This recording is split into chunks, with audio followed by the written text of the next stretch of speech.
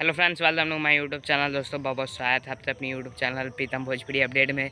तो दोस्तों खेसारी लाल यादव जी था 8 तारीख को एक ऑडियो सॉन्ग रिलीज हुआ था सुजय म्यूजिक वर्ल्ड से, जिस गाने के राइटर हैं दोस्तों और नाम है गाने का डेथोरेशन। जी हाँ दोस्तों, डेथोरेशन जो थी काफ़ी तहलका मचाया था। सुजय म्यूजिक वर्ल्ड से आया था 5:45 पर।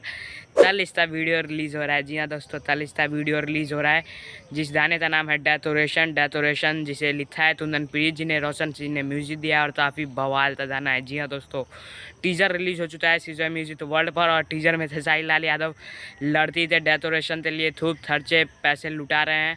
तो जाइए टीजर देखिए और हमारे पेज पे भी मिल जाएगा आप तो लिंक डिस्क्रिप्शन में है, वहाँ से भी जा सकते हैं फेसबुक पेज पर हमारे।